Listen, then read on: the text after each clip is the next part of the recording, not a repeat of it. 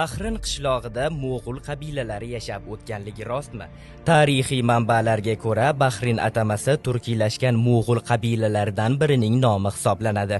13-asrda Mo'g'ullar Buxoroni bosib olishadi.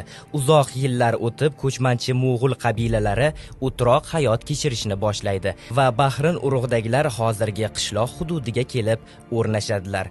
Ular Buxoro xonligining ijtimoiy-siyosiy hayotida muhim rol o'ynagan.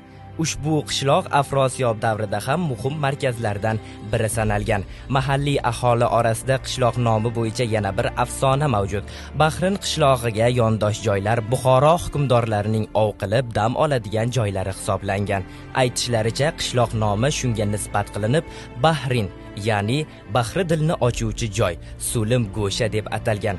Ma'lumot o'rnida Bahrin so'zi lochin degan ma'noni ham anglatadi.